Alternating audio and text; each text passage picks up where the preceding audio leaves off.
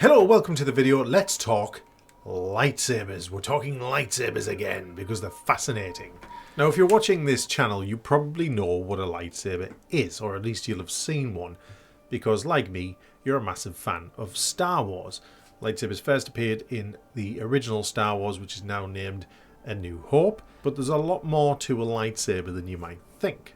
Now, the information I'm going to be telling you today comes from this book here, which is the official lightsaber book. This is from Titan Books. This is Star Wars The Lightsaber Collection.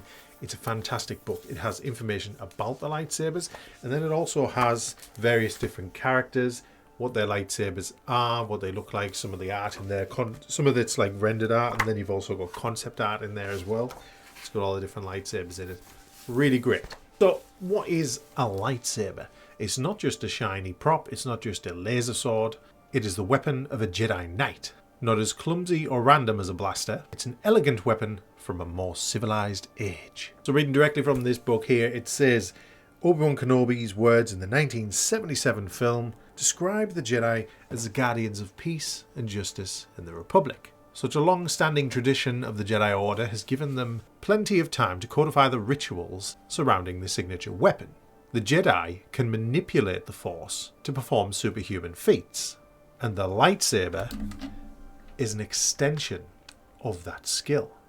Few weapons are more powerful than the lightsaber in the hands of a Force user, the correct user. Not only can its blade slice through most materials with ease, but its frictionless design makes it difficult to wield without preternatural precision. Although that said, one doesn't actually need to be a Force user to actually wield a lightsaber.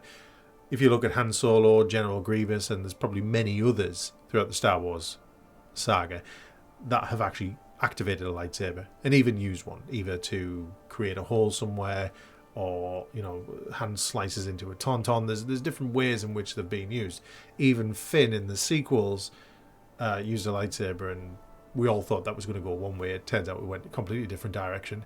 But you don't need to be a Force user to actually activate one. But to operate a lightsaber to its full potential, then you will need to channel into the Force. So being a Force user, being a Jedi, being a Sith, you unlock the full potential of the weapon. Now, the lightsaber's plasma blade, which you can see emitting right here, is generated from a crystal, a kyber crystal, embedded within the hilt of the weapon.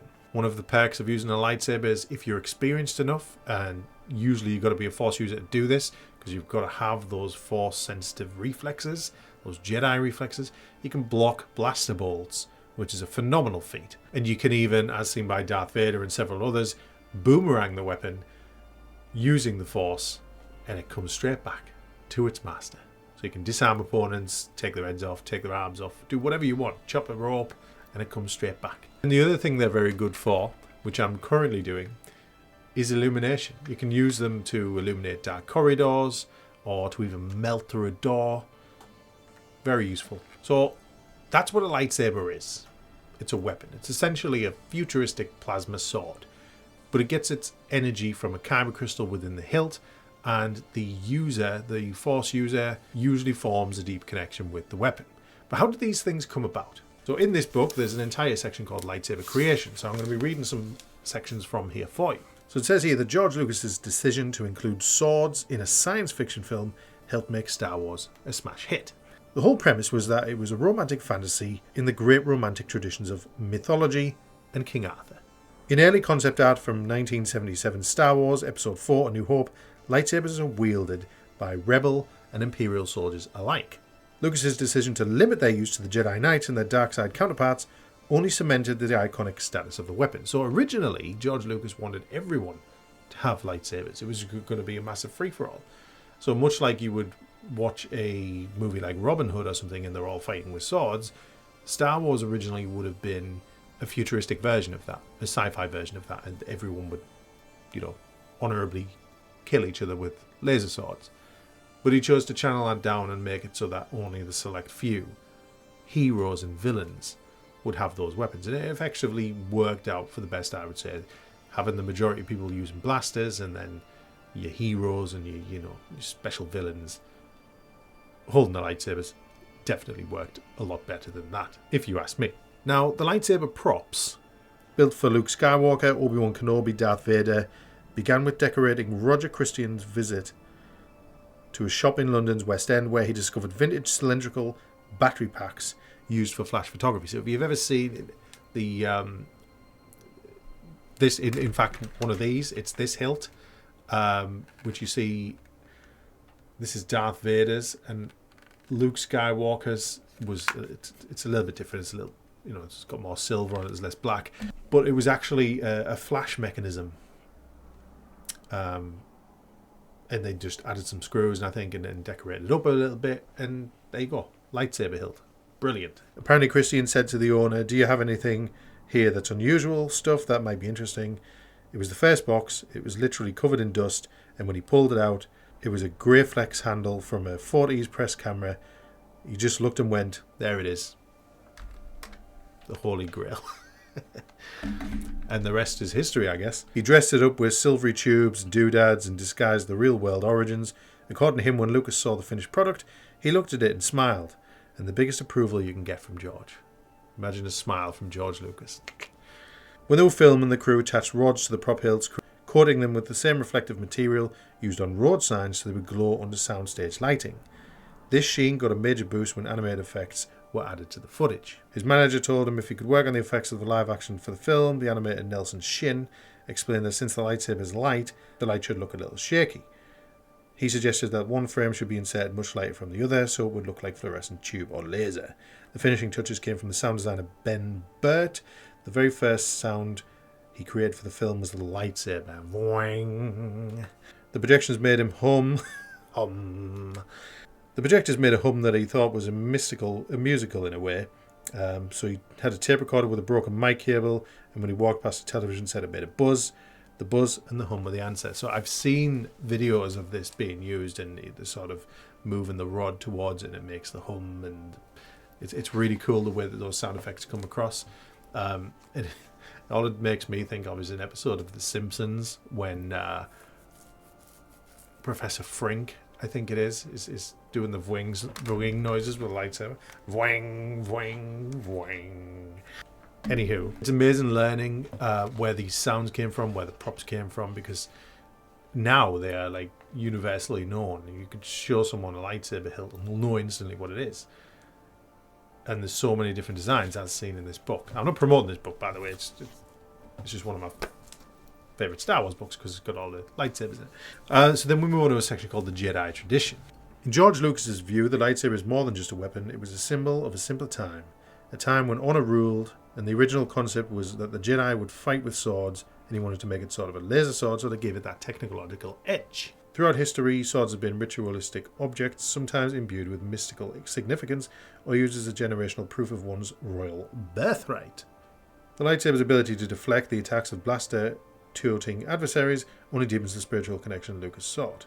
The Jedi was there to protect himself and be defensive, he said. A laser sword in a world of ray guns would be a perfect defensive weapon. Ping, ping, ping, ping. Lock them all. Use the Force. In spin-off Star Wars stories, the lightsaber's connection to a Galliant Knight's longsword is even more explicit. A Jedi apprentice is promoted to the rank of Knight in a ceremonial ritual, in which the honoree kneels and receives the tap of a lightsaber blade above each shoulder. Centuries of Jedi tradition eliminated in Star Wars Episode 3, Revenge of the Sith, when the Emperor issues Order 66 and destroys the Jedi Order. Desperate dark times follow in which the ranks of the dark side increase as Force-sensitive recruits become Imperial Inquisitors. The few remaining Jedi go underground in the hope of preserving the ways yet to come. Now let's talk about the lightsaber design. So because each Jedi creates, or Sith, creates their own lightsaber, they create the hilt, they imbue the crystal, each one has its own character and its own design. You create it, essentially, if you were to create one yourself, you would create a unique weapon. You would create a unique hilt that's unique to you and has your character in. So each Jedi or each Sith has a fairly unique weapon. So the lightsaber design, why do lightsabers differ so widely in blade colour and show such a range of hilt styles? Remember that lightsabers aren't factory-made items. To be grabbed from a rack, each one is personal expression of the creator, like I've just said, requiring intense meditation and a willingness to open oneself to the Force. Most lightsaber hilts are constructed from metal, but some Jedi opt instead for handles carved from wood, bone, or even rock. A lightsaber's hilt may be straight or bent, long or short, have the capacity to generate more than one blade, like Darth Maul. Exterior adornments are almost always functional in nature, such as activation studs, grip pads, or loops or attaching lightsabers to belts or clothing. The colour of the energy blade is determined by the primary crystal within the hilt. Traditionally, this is a Force-attuned kyber crystal originating on a sacred world such as Ilum or Jeddah. Projecting a beam that burns with a blue or green light, the red-bladed lightsabers are for Sith and formed when the dark side user bleeds a crystal of its natural colour by imposing negative emotions on its crystalline structure. So I've actually done a video on all the different colours of lightsabers, so if you haven't seen that you might want to go check it out, but it tells you what the different colours mean. So depending on the crystal that the person gets and the connection to the Force that the Jedi has, or the Sith, the blade might emit a different colour. So check that video out if you want to know what all the different colours mean. Red is that you're Sith, and as just stated, you have to imbue it. You have to bleed the crystal with dark side energy, and then it turns red. And if you then purify a bled crystal, it turns white. The more you know. Hilts are often cast from metals such as uranium, acetron, and Haitian smelt. Emitters, switches, sleeves, and other components can be swapped out for easy customization. As depicted in the game Star Wars Jedi Fallen Order and in-person experience of building a lightsaber at Star Wars Galaxy's Edge in Disneyland and Walt Disney World Resort, lightsabers can be grouped into classes based on their design. These include peace, justice, power and control, duty and resolve, passion and strength, valor and wisdom, and elemental. Atypical lightsaber designs include half-length shotos and dual-phase sabers that can be extended or shortened at will. So this is like a canon thing. So in A New Hope, there's scenes where like Darth Vader's lightsaber is really long, and then there's scenes where it's really short. Apparently, they can actually, if you've got the right configuration on your lightsaber hilt, you can lengthen or shorten the blade at will, which is crackers. Useful, but crackers. The Emperor's Inquisitors carrying spinning lightsabers with motorized hubs, and Jedi trainee Ezra Bridger builds a hybrid weapon that combines the functions of a lightsaber with a blaster pistol. I thought that was okay. Cheating a bit. I mean, it's like an OP weapon, as it's got a blaster, which is good for long range, and then if you get close enough, you can bonk them on the head with your lightsaber blade. Similar, I guess, to the gun blade in Final Fantasy VIII, I think. Then we move on to lightsaber training. So you just having one of these, as mentioned, Han Solo used one, Finn used one, probably many others. But if you don't know how to use it, you know, it's pointless. It'll melt through butter and stuff, but how are you going to defend yourself? How are you going to deflect those blaster shots? So the section on lightsaber training. Jedi initiates traditionally begin lightsaber training at a very early age, as young as 3 or 4 when it comes to human students. Can you imagine being 3 or 4 learning to use a sword? Nevertheless, a laser sword that if you swing it wrong, it'll take a leg off. Jedi Master Yoda is seen instructing a class of younglings during the Star Wars Episode 2 Attack of the Clones. Luke Skywalker is far older by the time he finally picks up a lightsaber in Star Wars Episode 4 A New Hope, but Obi-Wan Kenobi wastes no time. Using a spherical training remote, he teaches Luke some basic moves aboard the Millennium Falcon. The training drones, those are really cool. I think if I was going to start training lightsaber, that's probably how I would start. Makes sense. The lightsabers carried by the Jedi Temple younglings aren't fully powered. That makes sense, so at least they're not going to take the toes off. These training sabers, built smaller to fit little hands, emit low-intensity blades incapable of cutting skin. Safe. If only everyone used one of those. They do, however, deliver a nasty shock. During some combat exercises, younglings use simple wooden staffs. As Jedi grow in experience, classroom demonstrations give way to one-on-one instruction at the feet of a Jedi Knight or Master. Learning to use a lightsaber is a process that never ends, which seems appropriate given the difficulty in handling one. Even with the Force, a Jedi can lose a limb to their own energy blade if they wield the saber carelessly.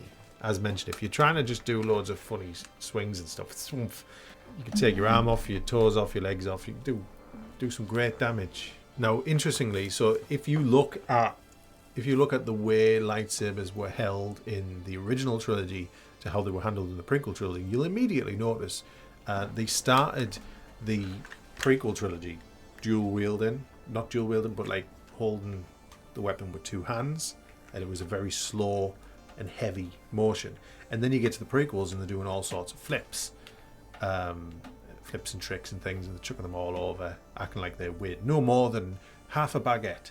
And the reason for that is a change of opinion, I guess. So originally, George was adamant that these things were really heavy. This is quoted by Mark Hamill, who plays Luke Skywalker.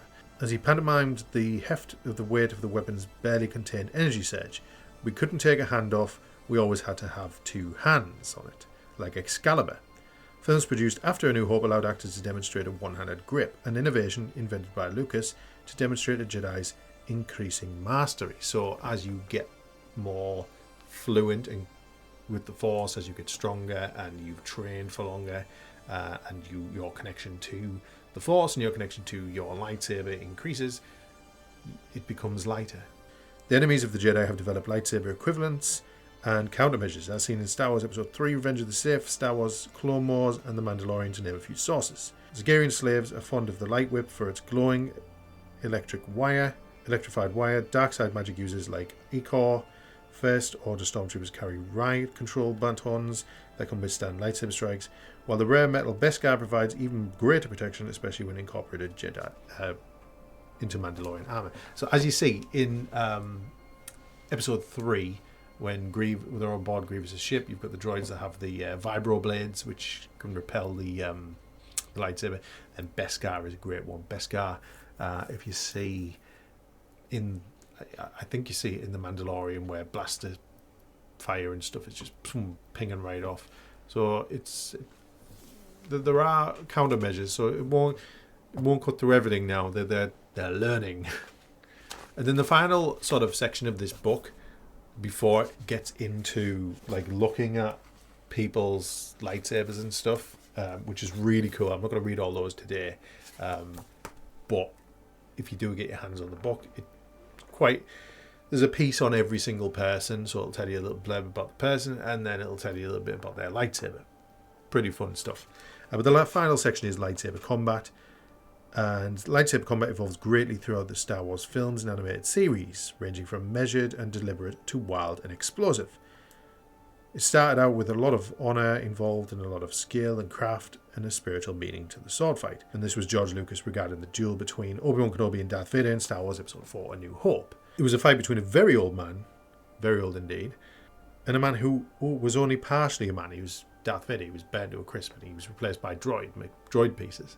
So it really wasn't much of a sword fight at all. But during the filmmaking of the original trilogy, stuntman Bob Anderson trained Mark Hamill in combat and wore Darth Vader's costume during the dueling scenes in Star Wars Episode 5, The Empire Strikes Back, and Star Wars Episode 6, Return of the Jedi. Luke Skywalker's proficiency with the lightsaber increases in the proportion to his connection to the Force. For the prequels, stunt coordinator Nick Gillard choreographed the lightsaber fights according to the new fast-paced rhythm. Actors Liam Neeson, Ewan McGregor, Hayden Christensen, Ray Park, and others practiced their moves using lightsaber hilts outfitted with steel aluminium rods that often bent as they traded blows. I've seen videos. If you ever have the DVDs of Star Wars, the prequels, there's behind the scenes, there's making of stuff like that on there, and it shows you just how fast they were, and they were whacking each other, connecting the lightsabers, these props, the dueling sabers that they had, and they were literally bending, breaking, and everything. And fun fact about the lightsaber duels from, I think it was Maul and Obi-Wan, they had to actually slow that footage down of the fights. They were just that quick, which is insane. Gillard envisioned fights that would incorporate moves from any number of unrelated disciplines, from tennis to woodcutting. I wrote them very much like the game of chess played 1,000 miles an hour, he said. When director J.J. Abrams took over the saga with Star Wars Episode 7, The Force Awakens, in 2015, he established a new era in which neither Jedi nor Sith had much connection in the traditions of old. Abrams viewed the prequels' style as increasingly spectacular and stylized, almost like dance choreography, and sought a new style of lightsaber combat more akin to the battles that started it all. Star Wars and the Empire are very different lightsaber battles, but for me they felt more powerful because they were not quite as slick. I was hoping to go for something much more primitive, aggressive and tougher, he said. And so that's where you see the Star Wars lightsaber techniques, fights change throughout the different sagas and different trilogies. It actually kind of makes sense. In the prequel trilogies, the Jedi are at their prime. People have been training their whole life, they're fluid, their connection with the Force is there, they're swinging the lightsabers here, there, and everywhere. In 4, 5, and 6, the original trilogy, they're older. They haven't been training as much. The Jedi are scattered, if not wiped out. So they will be slower. And then 6, 7, 8, 7, 8, 9, you've got people who, similarly, the Jedi really aren't there. They're not training. You've got Kylo Ren, yes. And if you look at the way Kylo Ren moves compared to Rey and Finn, obviously, when he picks us up, you can tell that is there. So canonically, it sort of works, even though it was more the director's decisions. But it works. So anyway, that's lightsabers. And I appreciate I was looking at the book a lot there, but I wanted to get the information accurate. What is your favourite lightsaber hilt? Whose is your favourite lightsaber? Mine isn't this one. Mine is Obi-Wan Kenobi's lightsaber from Revenge of the Sith. And if we're talking my favourite Sith lightsaber, probably Count Dooku's. Haven't really thought much on that one. But yeah, what's your favourite lightsaber hilt? And what's your favourite lightsaber fact? Thank you for watching. I'll see you on the next one. Bye-bye.